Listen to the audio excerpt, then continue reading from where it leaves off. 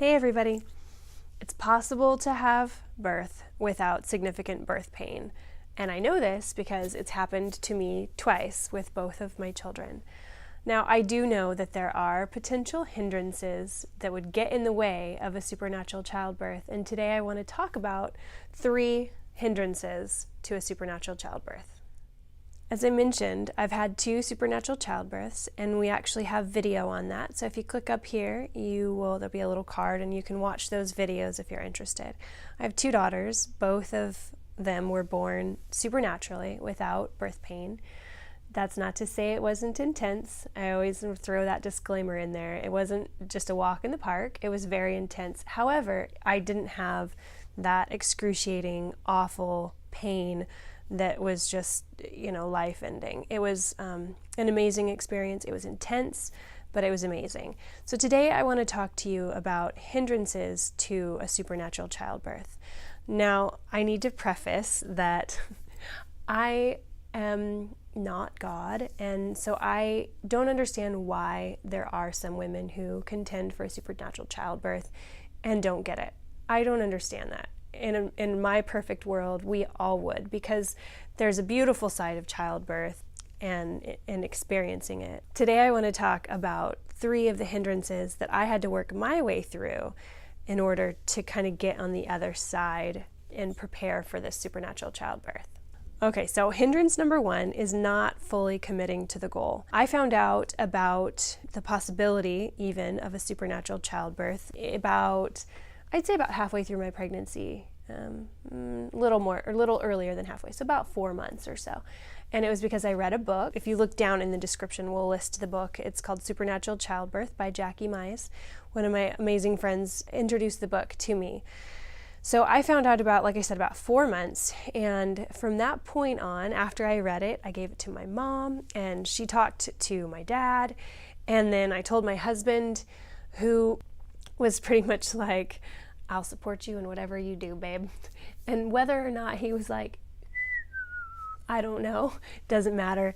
He was on the forefront. He was super supportive. As soon as I talked to my support group and I prayed about it and made the decision, I fully committed to that goal.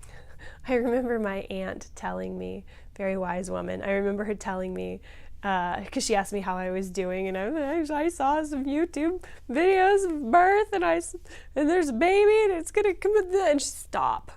She's like, you are not allowed to watch birth videos until you get to 8 or 8.5 months. She's like, at that point, you're gonna be watching it for tips. And I'm like, okay. But that was really good advice, because I was 4 months along. I wasn't quite ready to wrap my head around the fact that I was about to birth a child, and it was scary, and I wasn't ready yet. There would be a point where as my mom said, you won't care if it comes out your ear. You're just going to want it out. Again, wise woman and very true. I decided that I wasn't going to watch things that freaked me out. I wasn't going to talk to people who freaked me out, and I wasn't going to entertain the negativity that the world likes to throw at you. When I would have people come to me and they would talk to me about being pregnant, and if it was someone that I knew and they started in on this horror story, I would just say, if this isn't a good story, I don't want to hear it, and they would just kind of laugh and maybe roll their eyes at me a little bit, and they were like, all right, well, you'll see. And if it was someone that I didn't know, I would kind of just do this mental and I would focus on their face, and I would nod and listen and make the appropriate, oh, wow, ooh, but then meanwhile, I'm looking at their eyebrows like, wow, she has got great eyebrows. And I'm not really actually listening to this horror story, just because I didn't want to entertain that negativity. So it's a mindset that I had chosen. I made the decision to partner with Holy Spirit for a supernatural childbirth, and I had made the decision in my mind. So I had gotten this mindset that I am going to have a supernatural childbirth. Painful, horrific childbirth is not what the Lord intended for me. It's what the world says. I don't want that. My mindset was completely and 100% towards my goal. Now, as a side note, if you hear about supernatural childbirth and you're kind of hemming and hawing and not really sure, and then about a week before you're due, you're thinking, yeah, I'm gonna try for that. I'm gonna hope for it. It's probably not gonna work. And the reason is I feel like having this mindset and daily making that choice to trust the Lord and to trust in your goal and trust in your body, I feel like there's momentum that you're not going to have. At least for me, I know that I had momentum because I had been building it. And when the time came, I got online and I found the very few videos that were out there that talked about supernatural childbirth. And I read through the book and I talked to friends who had had good experiences. So I had built momentum. So I guess the point is, commit to this goal as early as you possibly can and with as much of yourself as you possibly can. So hindrance number 2 is choosing the wrong birthing place for you. Now, I had my first daughter at a birth center, and I had my second daughter in our bathroom, and which wasn't planned for. We were going to do a hospital birth. She just showed up really fast. I was planning on having experience in both areas, but that didn't necessarily happen. I'm not here to tell you that you have to birth at home, that you have to birth in a birthing center, or that you have to birth in a hospital. What I am telling you is that you have to figure out what is going to work best for you and where you feel most peaceful. I have several friends who their comfort is at a hospital simply because they feel safe there, and that's cool. That's okay. What I'm encouraging you to do is look at your options and figure out what feels best. Tour a birth center, tour a hospital, talk to your provider. If you have an OB, talk to them and tell them what your concerns are. If you have a midwife, talk to them.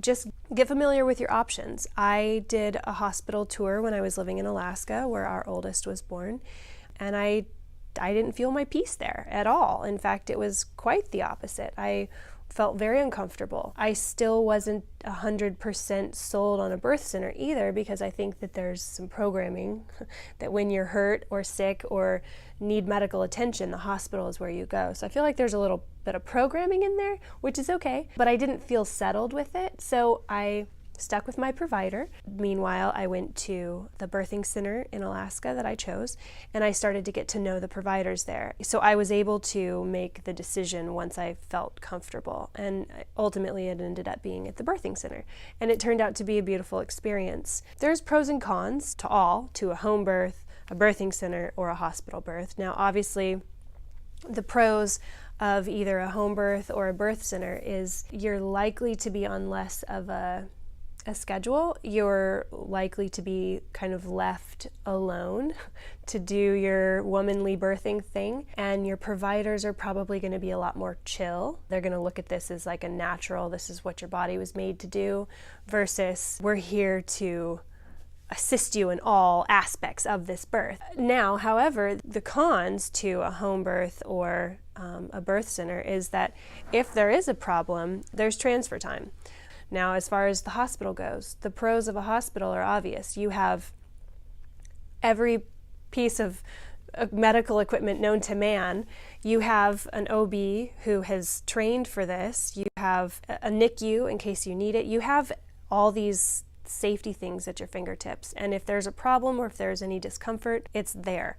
Now, the cons, again, are kind of as I mentioned earlier. When you go to the hospital, there is a little bit more of a schedule. There's the likelihood that interventions might be more probable because if you are laboring and they're thinking, okay, this is failure to progress, and they think, well, maybe let's break your water, or let's give you some Pitocin, or whatever, these seemingly harmless, or the little kickstart to hopefully get your labor started.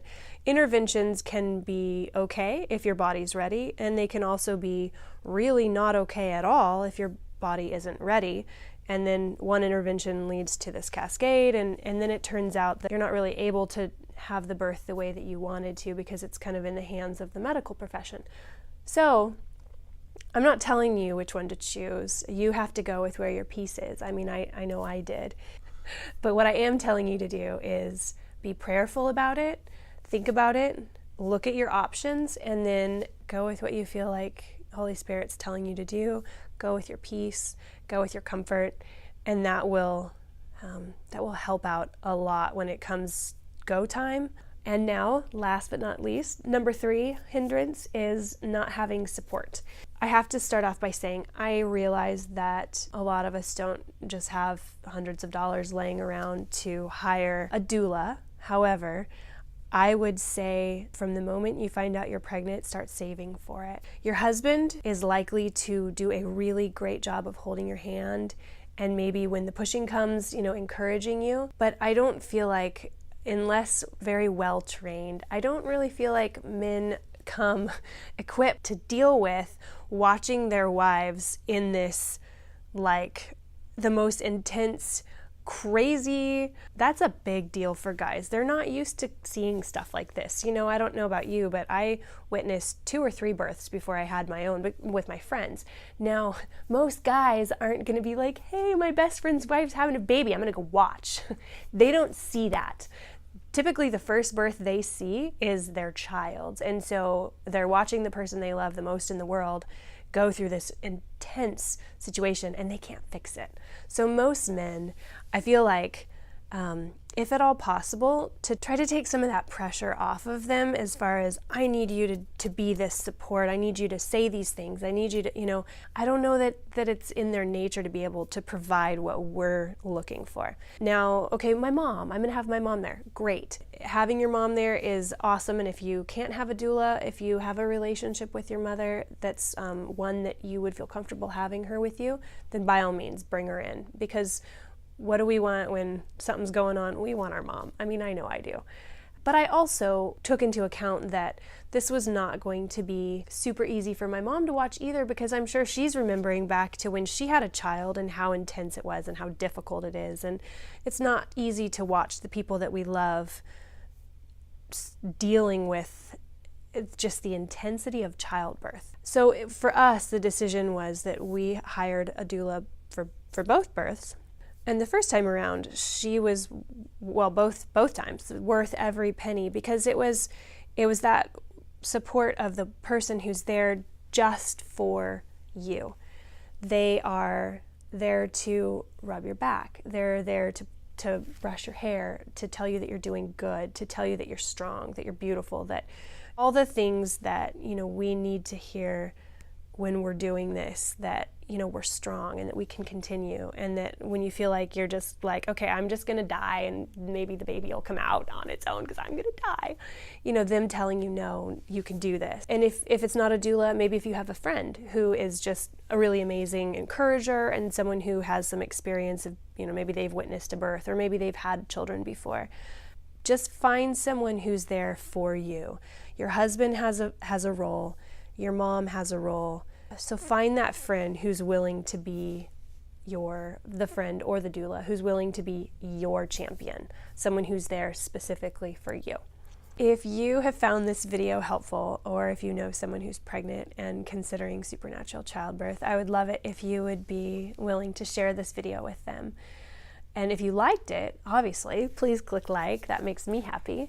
And I'd also like to invite you to be a subscriber. If you would like to join us on our journey into family and babies and all kinds of stuff, we would be honored for you to come alongside us during our journey and kind of partner with us. You will also get an email when we publish new videos, which is every week. We have a Facebook page and we have a blog. If you'd like to check us out in those areas, that'd be awesome. And so that's it, guys. I'm going to wrap it up for today. Thanks so much for watching our video, and hopefully we will see you again next week. Bye.